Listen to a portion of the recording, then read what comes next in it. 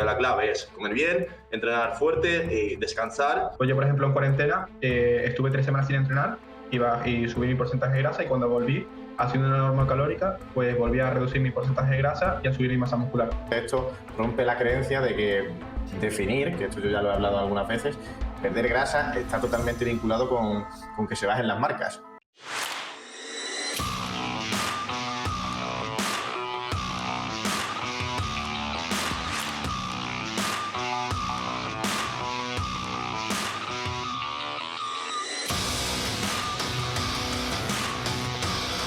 Muy buenas a todos, frikis y fricas del entrenamiento. ¿Cómo estáis? Hoy tengo el placer de estar aquí con Bernat y con Rubén, compañeros Elite Coach de Escuela de Culturismo Natural, y como hace poco dijimos por las historias, cada uno hemos recopilado una serie de preguntas que vosotros nos habéis hecho para hablar aquí sobre entrenamiento y ver distintas formas de pensar dentro de una misma filosofía, ¿de acuerdo? Así que bueno, antes que nada, que se presenten los dos compañeros. Si quieres empezar tú, Bernat.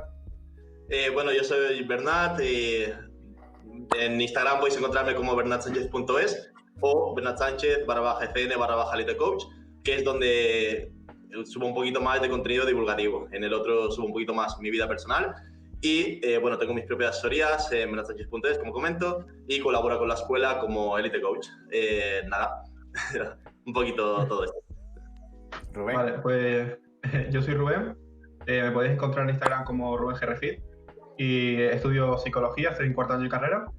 Y bueno, por mi Instagram pues podéis ver mi preparación hacia el año que viene para competir a WNF y algún tema así de levantamiento pesado, de powerlifting y demás. Dejaremos las redes sociales de los compañeros en la descripción. Y bueno, veo que los tres nos prepararemos para competir el año que viene en WNBF, así que va a haber competencia, ¿no? Va a haber competencia, Así que bueno, chicos, si os parece bien, bueno, comentarle a la audiencia que estas dos personas son unos cracks y bueno, vamos a ver lo que podemos aportar. Así que, sin más, vamos a ir con una de las preguntitas, con la primera que nos habéis hecho todos, y es el tema de cómo hacer una recomposición corporal, cuándo hacerla, cómo se puede hacer mejor o peor. ¿Qué nos contáis? ¿Quién empieza de los dos? Empieza yo mismo, si quieres. Bueno, la recomposición corporal es algo que mucha gente no cree. Y bueno, realmente yo creo que haciendo las cosas medianamente bien y está al alcance de prácticamente todo el mundo. Es mucho más fácil, siendo principiante, hacer una recomposición corporal, simplemente aprendiendo a comer un poco mejor, entrenando de una forma correcta, priorizada, y ya puedes conseguir hacer una recomposición corporal, que no hay más que ganar masa muscular y perder grasa. Entonces, claves para eso, organizar bien tu alimentación, como comento, un adecuado aporte proteico, y la clave, sobre todo, que destacaría es mantenernos cerca siempre de la normocalórica. ¿Qué pasa? Que normalmente nos encontramos con gente que o bien dispara sus calorías hacia un superávit en volumen, o bien hace definiciones súper extremas. Entonces, a nosotros, sobre todo siendo naturales, lo que nos interesa siempre es progresar nuestras marcas entrenando. Entonces, si nosotros nos ponemos en un déficit súper exagerado, nuestras marcas en el gimnasio van a caer, evidentemente. Si tú estás sin energía y tus marcas, evidentemente, en el gimnasio, pues no vas a rendir como deberías. Entonces, por otra parte, si nosotros lo que hacemos es un superávit demasiado exagerado y nos tapamos, perdemos esa capacidad de que nuestras células estén receptivas a los nutrientes. Y entonces nos encontramos con estos dos puntos de vista, en el cual nos encontramos que hay gente que hace volúmenes exagerados o definiciones súper extremas exageradas. Entonces, normalmente la clave, yo creo, es mantenernos siempre cerca de la normocalórica, intentando aumentar nuestras marcas entrenando, y a partir de aquí, pues yo creo que hay más que posible hacer una recomposición corporal. Es verdad que en sujetos principiantes es bastante sencillo hacerla, en sujetos que son obesos es mucho más sencillo hacerla, y después en avanzados yo mismo estoy haciendo recomposición corporales sin ningún tipo de problema. Yo creo que la clave es comer bien, entrenar fuerte, descansar, y ya está. Y la constancia de largo plazo, que siempre es la base de todo. Bueno, pues yo, como comentó mi compañero Bernat, creo que las claves para una recomposición corporal es pues ser principiante o tener un ligero sobrepeso, porque si eres más avanzado, pues quizás te renta más ya centrarte en un volumen como tal o una definición, más que nada porque es muy complicado cuando ya eres avanzado estar ganando masa muscular y perder grasa al mismo tiempo. A no ser que vengas de un parón, vengas de estar enfermo, en camilla, ¿no? Por así decirlo. Pues yo, por ejemplo, en cuarentena estuve 3 semanas sin entrenar y subí mi porcentaje de grasa, y cuando volví, haciendo una norma calórica, pues volví a reducir mi porcentaje de grasa y a subir mi masa muscular. Entonces, yo, si soy avanzado, me centraría en un objetivo claro, obviamente siempre de forma progresiva, porque si vas a empezar un volumen, no renta hacerlo subiendo las calorías demasiado, porque al final pues vas a subir ese porcentaje de grasa tanto que el volumen va a durar muy poco. Entonces, si eres principiante, yo lo que haría es, por ejemplo, si tienes poca masa muscular, pues un ligero superávit y seguramente te permita ganar masa muscular.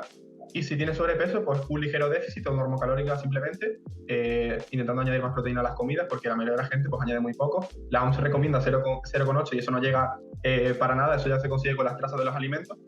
Entonces, pues eso, controlar un poquito la alimentación, añadir suficiente proteína y entrenar intenso, obviamente. Sí, la verdad, chicos, que además de lo que habéis dicho, que yo también lo veo así, yo veo que hay un artículo que me leí hace tiempo que decía que al final, si te paras a ver la capacidad de ganancia de músculo que tienes en un año y lo vas dividiendo luego en meses, luego en semanas y luego en días, realmente, aun poniéndonos en que imaginaos que ganamos 4 kilos de músculo en un año, que a nuestro nivel estaría de puta madre, ¿no? Ya firmaríamos ahora mismo. Pero realmente las calorías de superávit que necesitas son ínfimas al día, son muy chiquititas, es muy poco. Entonces realmente haciendo superávits muy ligeros, o yo intento, sobre todo cuando alguien entra al equipo, realmente busco sus calorías de mantenimiento, porque incluso aunque no sea del todo principiante, progresa perfectamente con unas calorías de mantenimiento o un superávit ligerísimo. Y de hecho, Roberto, no sé si en el curso de experto en culturismo natural nos lo dice, que él tenía pico de masa muscular y de marcas al final de la preparación, después de llevar meses definiendo. Entonces esto rompe la creencia de que definir, que esto yo ya lo he hablado algunas veces, perder grasa está totalmente vinculado con que se bajen las marcas. ¿Cómo veis vosotros esto? Sí, es que realmente, es que si no estás haciendo como vueltas en círculo, ¿sabes? Si tú te haces, yo que te digo, un volumen súper exagerado, que incluso yo me he encontrado fuera de competición, es decir, terminas una competición, vale, te pones a comer ahí a mansalva, que estás ahí con una ansiedad que te cagas, y ¿qué pasa? A mí me pasó en la primera competición, vale, y me puse a comer de más, vale, entonces, a veces ese superávit exagerado que puedas tener, cuando tus células pierden esa capacidad de captar nutrientes, yo me encontraba que estaba ganando grasa y perdiendo masa muscular, ¿sabes? Entonces, yo creo que la clave está no tanto en centrarnos en meter más comida, sino en centrarnos en mejorar nuestras marcas entrenando, ¿sabes? Si tú mejoras tus marcas entrenando, realmente será lo que yo creo que va a marcar la diferencia en que tú mejores o no, ¿sabes? Entonces, sería un poco eso. O sea, yo me centraría en mejorar nuestras marcas entrenando y a partir de ahí, pues intentar comer cada vez, ir mejorando tu metabolismo, evidentemente, pero sin centrarnos en tanto en la comida, en hacer superávits exagerados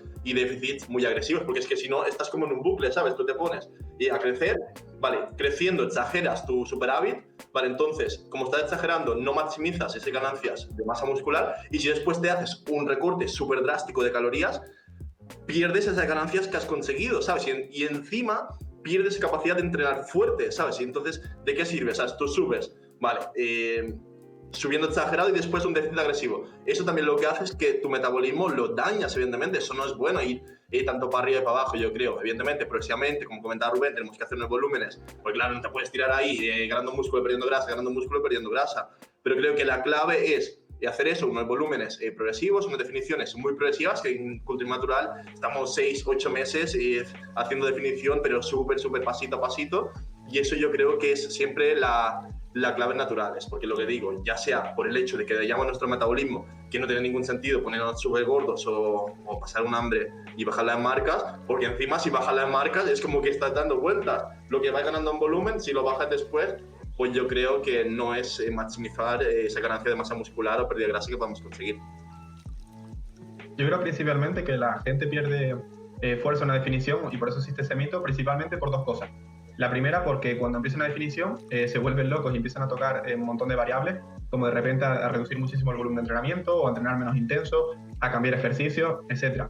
Y por otro lado, porque la hacen demasiado agresiva. Igual la gente se quiere definir la típica preparación de gente que utiliza química en 2-3 meses, y claro, si de repente empiezas a perder un montón de kilos, generas un déficit calórico muy alto, pues acabas perdiendo fuerza. En cambio, si haces una preparación a largo plazo de definirte, yo qué sé, en 6-7 meses, seguramente la fuerza no solo la mantengas, sino que la puedas aumentar en contraposición de lo que se suele creer, ¿no? Entonces yo creo que al final en una definición hay que entrenar como si estuvieras en volumen, siempre respetando la recuperación, porque quizás sí que empiezas a tolerar un poco menos de volumen, igual si, yo qué sé, en volumen tolerabas, esto es un ejemplo que voy a inventar, 16 series, pues igual en definición, pues 13, por ejemplo, ¿no? Al final es entrenar igual de intenso, respetando la recuperación y haciéndolo de forma muy progresiva. Genial, genial, chicos. Me parece genial. Dime, Bernat. Entonces, yo en cuanto al volumen, sí que es cierto que quería añadir que, por ejemplo, nosotros cuando estamos compitiendo en Culturismo Natural, normalmente lo que buscamos es estar a 4 o 6 semanas el máximo punto de definición que queramos conseguir. Entonces, es verdad que, claro, nuestro máximo volumen recuperable como que disminuye, ¿no? Pero claro, lo que buscamos es en competición tener un pico de prestación. Entonces, normalmente, pues lo que buscamos es, cuando tú has conseguido exprimir ya tu cuerpo a llegar a unos porcentajes de grasa muy bajos, nos interesa salir en tarima duros y, ¿sabes?, rocosos, vascularizados. No podemos llegar depletados en tarima. Entonces, normalmente lo que hacemos en Culturismo Natural es, vamos aumentando a partir de las 4 o 6 semanas, progresivamente esas calorías, esos carbohidratos, y el volumen incluso va aumentando. Es decir, yo ahora mismo, como no competí, claro, estoy haciendo igualmente las rutinas que me tocaba hacer de cara a la competición y estoy metiendo un volumen exagerado, pero también me va bien, estoy maximizando las ganancias porque claro, estoy comiendo más, pero claro, lo que yo creo que debemos buscar es un punto intermedio entre esa bajada de calorías, pero después, si llegamos a las 4 o 6 semanas con un buen punto, podemos ir subiendo esas calorías y metiendo más volumen y más técnicas de intensidad y tal para llegar rocosos y súper secos en tarima. De acuerdo, Bernat. Muchas gracias a los dos por vuestra opinión sobre el tema. Y otra pregunta que nos han hecho los suscriptores, la comunidad, es el tema de entrenar en ayunas, ¿no? Porque puede haber ciertas personas que parten con cierto miedo a entrenar en ayunas o puede que de verdad haya cierto tipo de entrenamientos que no sean adecuados para realizar en ayunas, aunque quizás primero habría que responder a la pregunta ¿qué es estar en ayunas realmente? ¿Quieres empezar tú ahora, Rubén? Vale. Bueno, yo el entrenamiento en ayunas, mi opinión es bastante básica, tampoco le doy muchas vueltas, y es que si tú te sientes como entrenando en ayunas, hazlo. En cambio, si sientes que cuando estás entrando en ayunas tu rendimiento baja, pues quizás te rentaría desayunar antes. Y sobre todo, que si entrenas en ayunas, después de entrenar, priorices esa ingesta de proteína, porque al final pues, tu cuerpo no tiene ningún tipo de sustrato. Y bueno, estar en ayunas, pues supongo que significará no tener básicamente nada en el cuerpo y levantarte e ir a entrenar, porque claro, si la gente ya toma un café o leche, realmente ya no estás en ayunas, ¿no? Bernat.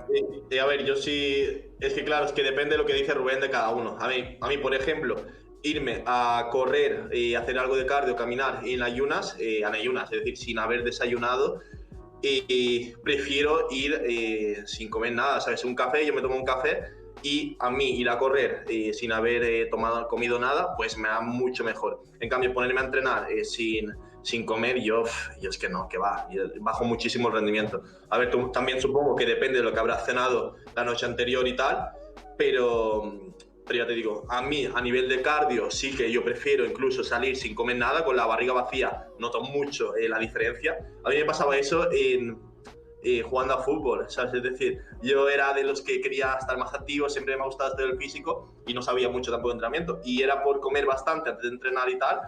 Y los días que a lo mejor no comía prácticamente nada, estaba mucho más ágil y tal. Yo creo que a nivel de cardio, pues sí que nos interesa estar bastante con el estómago más vacío. Pero a nivel de cuando hago fuerza y tal, entrenamiento de pesas, y yo con el estómago vacío, pues bajo muchísimo el rendimiento. Incluso las tortitas con miel las tomo antes de entrenar y lo noto mucho, tío. Si yo como bien antes de entrenar, aguanto todo el entrenamiento. Sobre todo lo que te digo, yo ahora mismo estoy haciendo rutinas con un montón de volumen. Si no meto algo antes de comer, antes de entrenar, que va, tío, es que me pega un bajón a medio entreno.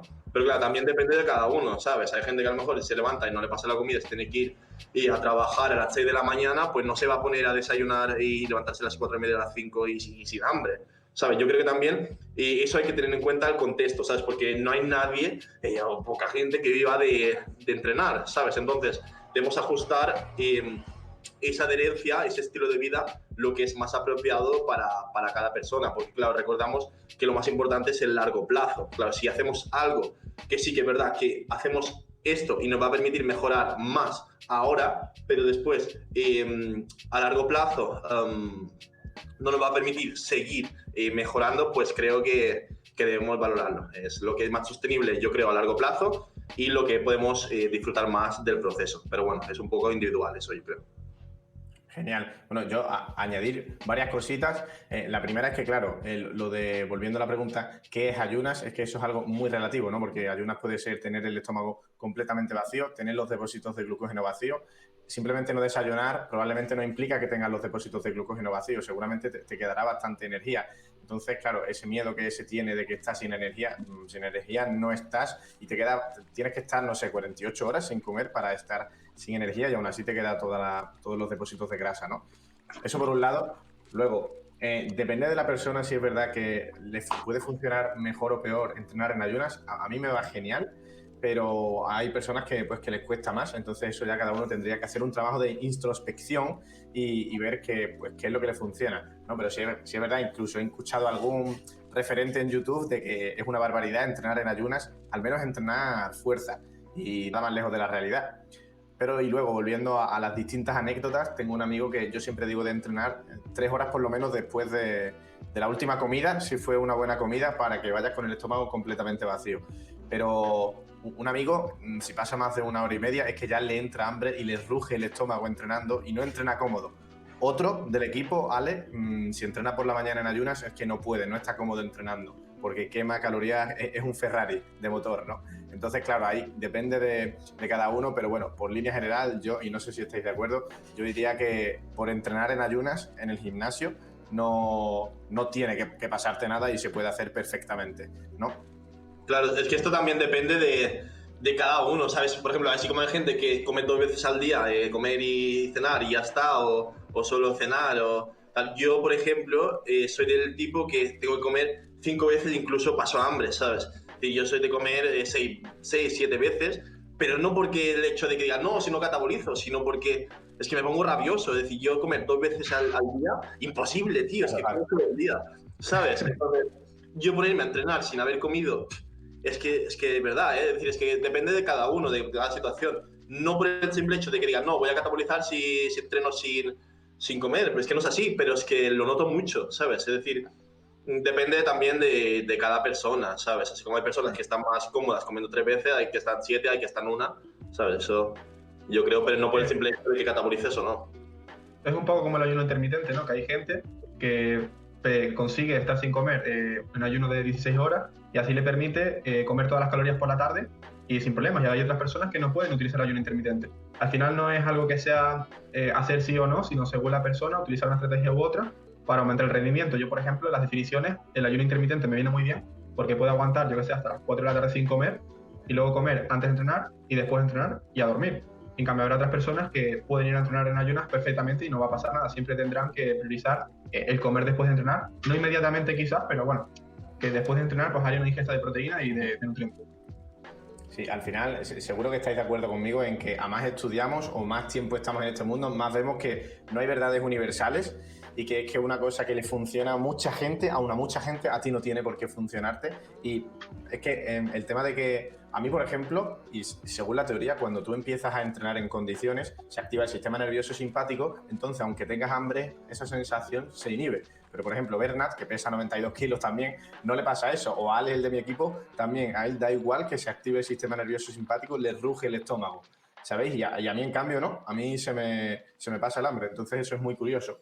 Y luego, otra cosa que aprendí de Ismael Galancho es que sí es verdad que si entrenas en ayunas, el tema de la ventana anabólica cobra una mayor importancia porque ha pasado menos tiempo desde la última comida preentreno, que de hecho es tan importante para la hipertrofia la comida preentreno como postentreno, porque realmente la preentreno se sigue absorbiendo en el lapso de tiempo de después de entrenar, ¿no? Y en cuanto a lo que has dicho del ayuno, yo es que me voy apuntando aquí cosas conforme habláis, chicos. Lo que has dicho del ayuno intermitente, Rubén, es así. Y aún así, es verdad que hay personas que pueden hacer el ayuno intermitente, o sea, pueden soportar el hambre, pero sí que es verdad que la primera semana, a lo mejor más o menos, después de haber estado toda la vida desayunando, necesitarán un periodo de adaptación en el que pasarán hambre, pero luego probablemente lo superen y podrán hacer ayuno intermitente. Sin embargo, muchos se quedan aquí diciendo, no, es que lo paso fatal. Pero claro, es que probablemente después de adaptarte lo podrías hacer, ¿no? Así que bueno, chicos, pasamos a otra preguntita de los suscriptores y es el tema de la potenciación posactivación. ¿Qué es la potenciación posactivación y cuándo la debemos usar y cómo, en qué ejercicios? Bernat, ¿quieres empezar?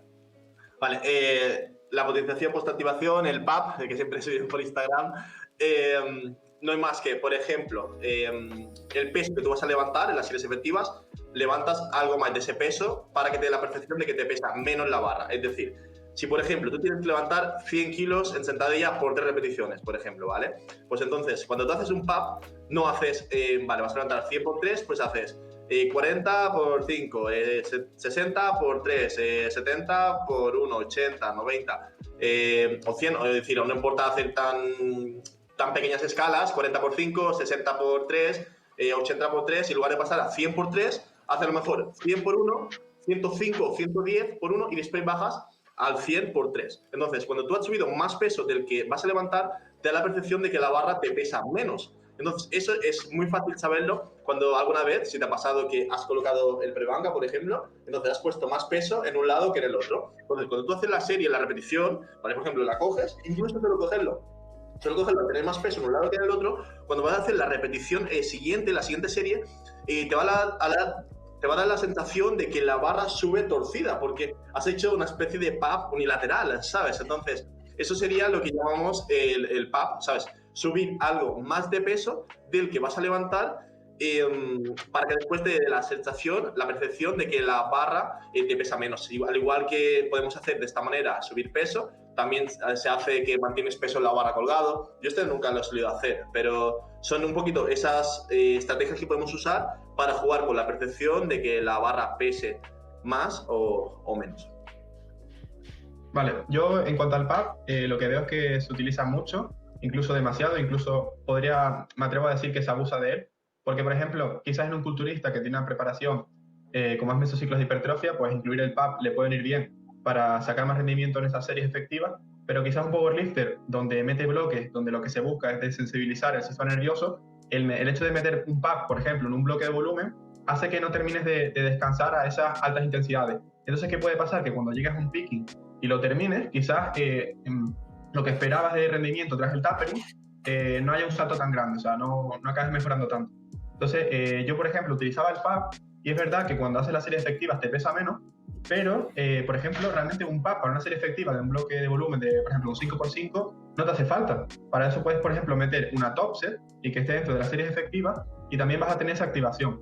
Porque si metes el PAP en un bloque de volumen, al final luego llegas al picking y nunca has descansado de esas altas intensidades. Entonces, bueno, habría que diferenciar si tu objetivo es mejorar en un rango de hipertrofia, por ejemplo, de 6-12 repeticiones, o realmente quieres mejorar marcas y ese PAP quizás te puede perjudicar.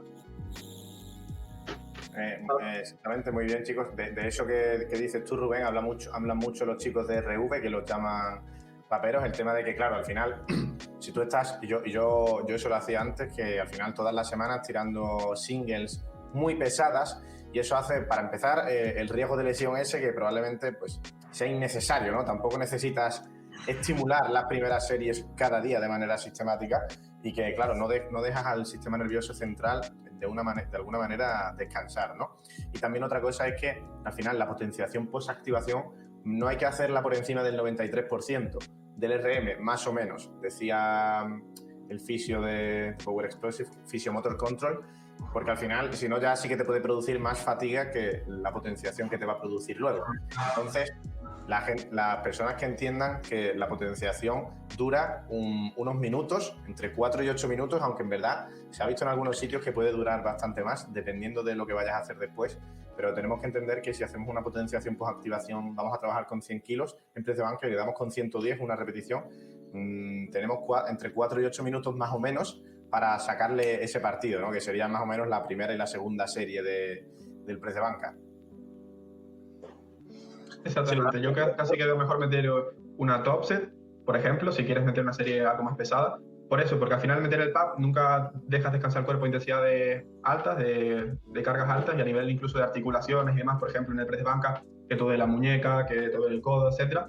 Y yo creo que es más interesante prescindir de él y simplemente pues saber que quizás las primeras series pues te van a costar más, o simplemente hacer lo que llaman en RV volumen invisible, meter más series de aproximación y ya estaría. A ver, en mi caso, yo sí que lo agradezco mucho, ¿eh? El PAP yo era algo que no usaba y desde que lo estoy usando he mejorado mis marcas, pero tremendamente. Es decir, ha sido de meter el PAP y se me han disparado las marcas, pero de cualquier cosa. O sea, es decir, el día que hago PAP, es que lo noto tremendamente, pero porque yo creo que es que estoy empezando a usarlo, pero que sin exagerar, a lo mejor te tiro 5 kilos más que la semana que no había usado, ¿eh? O 10 kilos más. Es decir, ahora mismo estoy en un punto como si fuera casi principiante porque estoy empezando cosas que no estaba metiendo y realmente el PAP me cambia completamente. Si estoy sacando siempre las mejores marcas que había sacado nunca. Y no sé si ha sido coincidencia de esto, si ha sido coincidencia que estoy más descansado, de que ahora mismo estoy en un buen momento físico, pero ha sido incluir este tipo de técnica y me está ayudando muchísimo. Yo no sé realmente lo que comentáis, de que sí que te fatiga a nivel del sistema nervioso y tal, pero llevo 2-3 rutinas en unos 3 meses en los cuales a partir de implementarlo, ya sea es que se me han disparado a cualquier rango de repeticiones, a 1, a 3, a 7, y ha sido a raíz de meter eso. Yo creo que también, si llevas esto haciéndolo mucho tiempo, lo que comentáis, el sistema nervioso pues acaba petando, por decirlo de alguna manera, ¿no? Pero como hace relativamente poco tiempo que lo estoy implementando y no lo implementaba nunca antes, yo sí que he notado muchísima mejoría con ese tipo de técnica. Es curioso que digas eso, Bernat, porque o sea, yo en todas las veces que he usado la potenciación post-activación no ha habido ni una vez en las que yo haya percibido que la serie, que una repetición me ha salido más rápido, ¿sabes? O sea, yo lo hago, creo en el entreno, pero notarlo en sí, no sé Rubén, pero yo nunca no he notado, tío, no he dicho, hostia, me ha salido más rápido gracias a la PAP. Pues yo creo que si Bernat ha mejorado las marcas, como él dice, por el PAP, creo que es más por un principio de especificidad, que no estaba acostumbrado quizás a tirar a una repetición, que al final a tirar una repetición el PAP, se acaba acostumbrando y le acaba sacando más partido y seguramente optimizando el sistema nervioso, porque Bernat pues tiene bastante masa muscular y algo parecido me pasó a mí cuando me preparé para powerlifting en la primera competición, que fue que mis marcas básicamente subían de forma lineal hasta que llegué a mi tope real, por así decirlo, a mi fuerza, mi pico de rendimiento en ese momento, que pasé de 225 muertos a 250, y ahí encontré, por así decirlo, mi techo real, ¿no? Yo creo que Bernat pues, puede seguir mejorando a nivel de marcas y a nivel de fuerza, porque para toda la masa muscular que tiene, aún no ha encontrado ese pico. Yo si hago el PAP ahora, no mejoro. De hecho, me voy para abajo porque siento más fatiga en la siguiente serie y no levanto más. De hecho, ya lo llevo comprando estos meses atrás, lo quité y me va muchísimo mejor. Claro, es que esto también es un poco una percepción subjetiva, ¿sabes? Es decir, que yo comentaba un poco el caso que ahora mismo es el que hay, es decir, es que también coincide que días que estoy más fatigado, quizás yo no lo meto, pero es un momento en el que metiendo ese PAP, pues sí que a mí me ha ido especialmente bien, ¿sabes? Lo que comentáis, que es verdad que a nivel de sistema nervioso y tal, pues te lo puede tocar y a largo plazo lo que comentáis aún más. Pero yo creo que es una buena técnica a tener en cuenta porque es que yo te digo, yo a nivel de percepción subjetiva puesta en mí, yo me está yendo muy bien.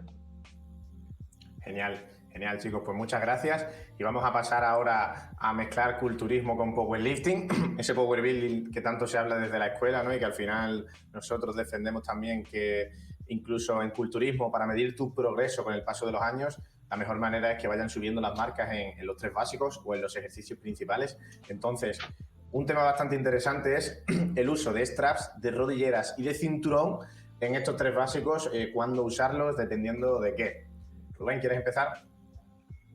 Vale, pues bueno, yo al tema de los accesorios, ¿no? Al final son herramientas que se pueden utilizar para aumentar nuestro rendimiento. Pero yo, por ejemplo, es que no soy muy... no partidario, sino que no utilizo mucho estas herramientas. Por ejemplo, las muñequeras me las pillé porque iba a competir para powerlifting y al final me daban una mayor estabilidad a nivel de muñeca y al final una mayor transferencia de fuerza y además porque eso, que me protegía la muñeca y no me dolían tanto. Luego, por ejemplo, las rodilleras no las he utilizado nunca, ¿vale? Entonces no quiero opinar de algo que no he probado. En cambio, el cinturón, por ejemplo, pues sí que se ha visto que aumenta el rendimiento, por eso aumenta la presión intraabdominal y el poder hacer la maniobra de Valsalva contra el cinturón, y al final te sientes más estable y puedes hacer más fuerza. Entonces, yo esta herramienta no las utilizaría, por lo menos al principio. Por ejemplo, si eres principiante, intentaría mejorar sin todas estas herramientas, y cuando ya quieras dar un salto, por así decirlo, de calidad, de buscar, o trabajando ya en cargas muy altas, un RM, sí las metería para buscar eso, un nivel mucho más alto. Pero yo creo que se pueden prescindir de ellas a nivel de culturismo. Bueno, el cinturón sí que lo utilizaría para sentadilla, peso muerto, etcétera, aunque para press banca también se utiliza, que es un tema bastante... Hay que saber bastante de esto para poder hablar. Y luego me faltó algo. Los straps. Sí. Los straps, por ejemplo, mira, yo no los utilizaba y era bastante hater de los straps, pero ahora entrenando espalda, la verdad es que me gustan bastante, porque al final te tienes que olvidar del agarre, y si el factor limitante es el antebrazo, pues quizás no vayas a mejorar tanto la espalda. Al final, por ejemplo, en un remo Pedley, en un remo inclinado, incluso en un peso muerto rumano, etcétera, yo lo estoy empezando a utilizar y me gusta bastante porque me toca olvidar del agarre y puedo concentrarme en entrenar la espalda bastante focalizado. A ver, yo sí que me están ayudando bastante, porque las rodilleras las he empezado a usar ahora hace nada. Pero es que parecerán cosas exageradas que parece que no tienen ni pena de cabeza, pero yo, el día que me llegaron las rodilleras, me acuerdo, estaba aquí entrenando y, claro, me tocaron el timbre y me llegaban las rodilleras. Estaba haciendo 200, ¿vale? Entonces, iba por 200 en sentadilla y estaba fundido. Pero era unos 2 días que, no sé, me encontraba con ganas, pero a los 200 yo digo, aquí me paro. Vale, entonces, con ese mismo día, con las rodilleras, saqué los 215. Es decir, y puede ser la percepción que quieras y puede ser como quieras, pero en las rodilleras a mí yo lo noto una barbaridad. Es decir, abajo, si tienes dominio debajo de la paralela bajando, es que te ayudan una locura. Es que yo te puedo dar percepciones subjetivas y de punto que estoy ahora mismo, que estoy un poco en auge en cuanto al entrenamiento, pero el hecho de meterme las rodilleras me está ayudando bastante. Es que lo noto muchísimo, la estabilidad cuando bajo de la paralela. Y entonces, el cinturón, más de lo mismo. Es decir, a ver, por ejemplo, hoy el cinturón que tengo lo perdí y he entrenado sin cinturón ni rodillera. Vale, entonces, he sacado 160 por 7 en sentadilla y es verdad, es decir, si tienes un buen control de la sentadilla y tal, puedes hacerlo, pero la diferencia es abismal. Yo creo, desde mi percepción subjetiva, y yo creo que la diferencia que encuentro yo mismo haciendo sentadilla con las rodilleras y con el cinturón me sube muchísimo. Es verdad que yo creo que no debemos depender de él, claro, porque también te puede generar algo de dependencia, ¿sabes? Estar siempre con rodilleras y cinturón. Pero yo cuando a lo mejor subo del 80% por ahí ya lo meto y me está ayudando muchísimo a subir las marcas. Es que la estabilidad que me proporciona, a mí me ayuda bastante. Si sabes utilizar bien esa respiración intraabdominal, porque también es cierto, ¿sabes? Es decir, está el típico cinturón que llevamos, que eso también hay que tenerlo en cuenta, el cinturón de Decathlon, típico para hacer la cinturita estrecha, que esto no sirve para nada. Entonces, si es un cinturón gordo, sabemos hacer bien una respiración intraabdominal, es decir, cogiendo aire a nivel de abdomen y no de pulmón, aquí no, sino a nivel de abdomen. Si sabes utilizarlo bien, yo creo que te beneficia bastante. Incluso las muñequeras, puede ser una tontería, pero al tener la muñeca recta y poder tirarme la barra hacia abajo, también me ayuda muchísimo en la estabilidad. Son cosas que a lo mejor dirías, yo cuando empecé, igual que los zapatos de halterofilia, es otra cosa que no comentamos, pero yo cuando empecé era algo que me daba un montón de pereza, comprarme unos zapatos o un cinturón o unas rodilleras, las mismas muñequeras, pero yo creo que todo, supongo que también es saber usarlo bien y demás, pero me está ayudando bastante. Y en cuanto a los straps, en peso muerto, claro, también está la condición de que si tú usas strap, el agarre como que lo debilitas, ¿no? Porque, claro, tú no estás manteniendo esa barra y mejorando ese agarre y el antebrazo fortaleciéndolo, ¿no? Pero, claro, por ejemplo, en mi caso, que tengo la mano pequeña, el hecho de sujetar la barra me da un limitante súper grande. Entonces, es verdad que podemos hacer ejercicios para mejorar el agarre, como podría hacer, no sé, quedarnos colgados de una barra y demás, paseo del granjero, este tipo de ejercicios para poder mejorar el agarre y no crear esa dependencia al peso muerto. Pero opino que si nuestro objetivo no es el powerlifting y es simplemente el culturismo, es decir, utilizar el peso muerto como un ejercicio para mejorar nuestra condición muscular, pues no tiene por qué tampoco quitar las agarraderas, ¿sabes? Es decir, una cosa es ponerte en cualquier ejercicio las agarraderas, pero cuando yo metí las agarraderas, pues me permitió subir bastante en peso muerto. También es cierto que tienes que tener las condiciones específicas para poder seguir mejorando, ¿vale? Porque, por ejemplo, lo que me pasaba es es que tengo unas dimensiones un poco raras, ¿no? Pero claro, al tener los brazos cortos, ¿vale? No llegaba bien abajo a la barra. Y además, si a eso le sumamos que tengo los brazos cortos y que no tenía buen agarre, pues el peso muerto lo tenía súper limitado. Entonces fue ponerme las agarraderas y el peso muerto me empezó a subir las marcas. Ahora bien, me encontraba ahora que me estaban subiendo las marcas, pero he encontrado como un poco un techo, tenía 205, no es prácticamente nada. Me encontraba un poco un techo y hemos pasado a peso muerto rumano, ¿vale? Que es un poco un ejercicio que también podemos meter en una estructura de entrenamiento si siempre tenemos como ejercicio básico unos ejercicios. Entonces, yo creo que es un poco adaptar a cada caso, no abusar de ese cinturón, las rodilleras y demás, pero creo que si lo utilizamos de forma óptima, pues nos puede ser útil. Bueno, en unas personas más y en otros menos, pero yo creo que te puede ayudar bastante. Sí, al final yo también lo veo así. Yo pienso que en principiantes no se deberían de preocupar por estas cosas. O sea, tienes 1000 otras cosas más importantes en que poner el foco, ¿no? Que en buscar accesorios cuando probablemente no tendrás ni una técnica bien asentada, ¿no? Pero yo también noto de manera brutal el cinturón en los 3 básicos, la verdad, en los 3. Y bueno, creo que para sentadilla y para press de banca ya por encima del 80% del RM, cuando tienes una técnica medianamente asentada, como digo, lo veo importante e incluso es que estás más seguro, ¿no? A no ser que tengas una hernia de abdomen, una hernia inguinal, personas embarazadas o personas hipertensas. A todos los demás, si le damos caña a los básicos, nos puede venir genial. Las rodilleras yo solo las usé, es un elemento que lo usé directamente en competición porque me las dejaron como añadido y es algo que no requiere ninguna adaptación.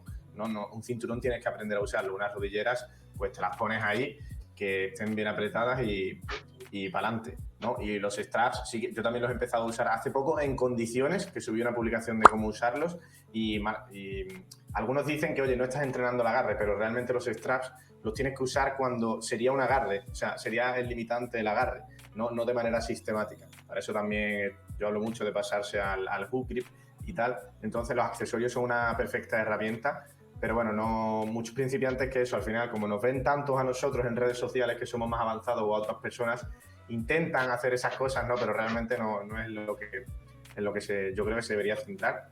Y bueno, chicos, si os parece bien, pasamos a la última pregunta que le comentaba un suscriptor a Bernat, y es el cómo saber qué peso muerto es nuestro peso muerto ideal, qué variante realizar. ¿Quieres hablarlo tú, Bernat? ¿Comenzar? Sí, bueno, yo creo que eso me lo hicieron un poco por la pregunta de que he hablado varias veces sobre el peso muerto en mis redes sociales, porque, claro, lo que he comentado, a nivel de condiciones, al tener los brazos cortos, para poder hacer un peso muerto convencional, ¿vale? Tenía es decir, el limitante de que mi posición del torso tiene que bajar muchísimo. Entonces, parto de una posición bastante desaventajada de si tuviera los brazos algo más largos y partir de una forma más eficiente. Vale, entonces, dependiendo, yo creo, de nuestras condiciones, pues vamos a buscar un tipo de peso muerto u otro. Por ejemplo, lo que te digo, el peso muerto convencional ya de por sí lo descarté. Vale, entonces, al probar medio sumo, sí que es verdad que me iba algo mejor el coger la barra y salir de una forma más eficiente, y ya el pasar al sumo, pues lo que hace es que nos disminuyes el rango de recorrido, pero también, es decir, el peso muerto sumo dicen, no, el peso muerto sumo es cheating, no sé qué, pero claro, es decir, realmente es difícil el peso muerto sumo, porque claro, nosotros lo que buscamos en los básicos, sentadilla, peso muerto y demás, lo que buscamos es la estabilidad, ¿no? Entonces, si nosotros debemos estar desde el centro del pie y tenemos el pie completamente recto, es más fácil estar en el centro del pie estando en un peso muerto convencional. Entonces, si tenemos los pies completamente abiertos, el centro, o sea, si nos vamos un poco adelante, un poco atrás, ya es bastante más exagerado esa variación. Y después está el hecho de la movilidad que debemos tener solo por el simple hecho de abrir tanto las piernas. ¿Y qué pasa? Que cuando nosotros abrimos tanto las piernas, la punta, ¿vale? Es decir, yo lo que explico cuando digo, ¿vale? ¿Cómo debes colocar las puntas de los pies cuando estás haciendo peso muerto? Entonces, si tú estás haciendo convencional, tienes las puntas de los pies rectas. Cuanto más abren los pies, más abren las puntas, como un compás. Entonces, a medida que abren las puntas, también abre la rodilla. La rodilla no se puede cerrar por delante de la punta. Entonces, si abrimos mucho los pies, las puntas, también debemos tener una buena flexibilidad de aductores para poder abrir las rodillas en línea con la punta. Entonces, debemos buscar un poquito el estilo que se adapte más a tus condiciones y también que seas capaz de utilizar de una forma eficiente, ¿vale? Entonces, a ver, normalmente para peso muerto, para culturismo, para mejorar nuestra composición corporal, quizá podríamos decir que el más óptimo es el convencional porque tienes ese rango de recorrido más amplio, ¿vale? Pero si tú hacer el convencional no te permite mejorar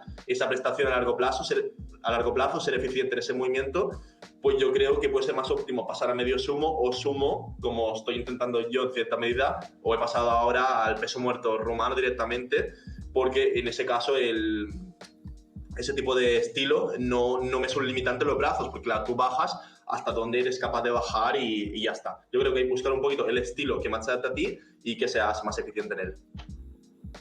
Sí, yo creo que al final, por ejemplo, para saber cuál elegir de los dos, habría que tener en cuenta varias cosas, ¿no? Lo primero, pues la longitud de los brazos, la longitud de las piernas, luego también la movilidad de cadera, porque yo, por ejemplo, el peso muerto sumo, para poder hacerlo tendría que trabajar muchísima movilidad de cadera, pero al mismo tiempo el peso muerto convencional quizás te requiera de un poco más de dorsiflexión, de llevar las rodillas un poquito más hacia adelante. Entonces va a depender de las características del sujeto. También podríamos tener en cuenta la interferencia del peso muerto para sentadilla o viceversa. Por ejemplo, creo que era Rubén Castro o Víctor, no me acuerdo de los dos, que le decía que uno le interfería con el otro, entonces tenía que separarlo bien las sesiones de sentadilla y de peso muerto porque si no le iba a caer el rendimiento. Entonces, pues al final es también un poco prueba y error y ver dónde te sientes más cómodo. Sí, eso último que acabas de decir de la interferencia es que al final una sentadilla sumo y un peso muerto sumo se van a ayudar entre uno y otro.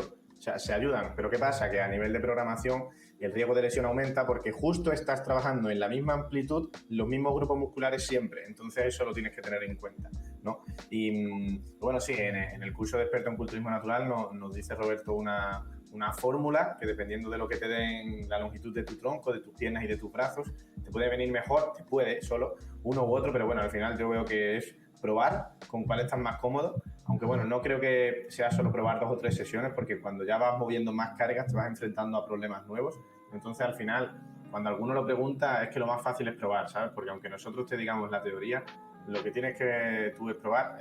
Para el sumo, para hacer el sumo en condiciones vas a necesitar movilidad de cadera bastante, si abres bastante también, y poco más, que el semisumo no lo prueba casi nadie y es un peso muerto que también puedes estar cómodo en él y ni siquiera lo sabes, ¿no?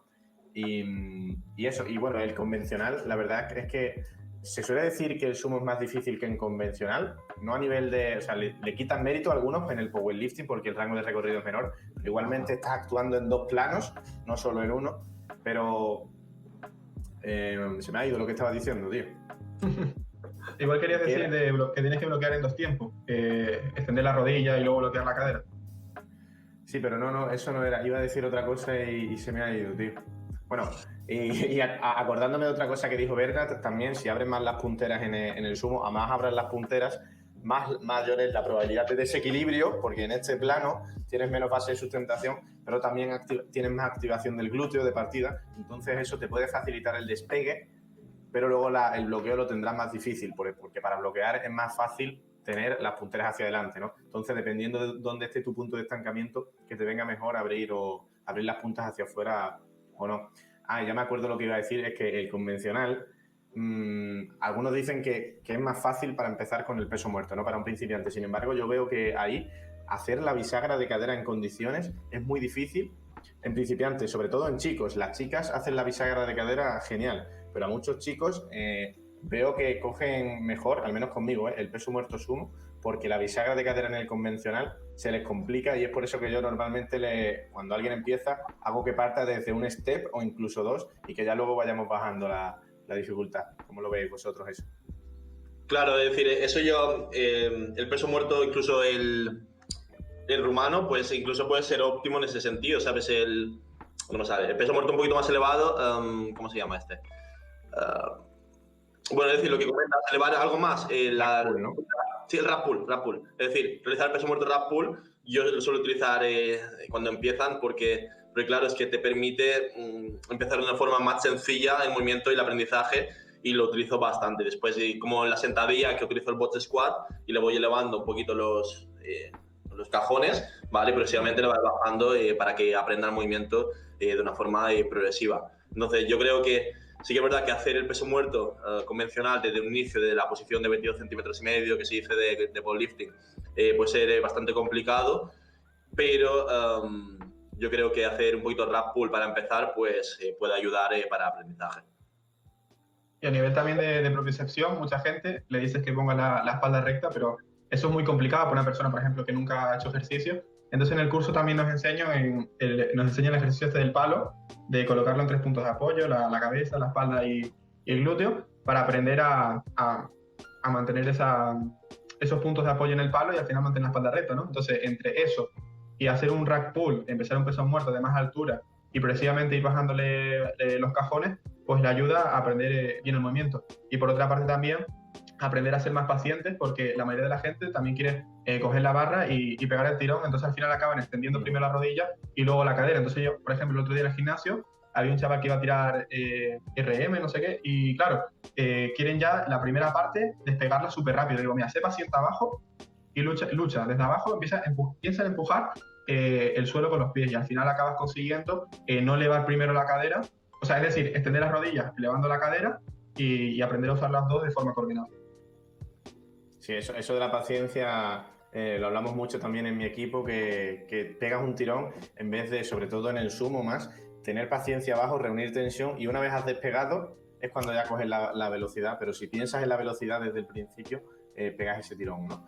Así que, pues bueno, no sé si queréis añadir algo más, que sepan todos los oyentes que van a tener el link a la academia gratuita de Escuela de Culturismo Natural en el que los Elite Coach en casi todos los días o cada 2x3 estamos poniendo tips que les pueden servir bastante. Y bueno, chicos, si queréis decir alguna palabra para despediros. Nada, nos vemos en la academia y nada, cualquier cosa que necesitéis nos podéis encontrar a todos en las redes sociales y nada, os esperamos en la academia a todos. Sí, básicamente que os paséis por nuestras redes sociales para que veáis el pique que tenemos entre todos los Elite Coach, para ver quién levanta más, a ver quién se pone más fuerte y ver quién gana el año que viene en la WNBF. Sí, de hecho ayer Roberto estaba intentando sembrar la disputa entre Bernat y entre mí por las historias.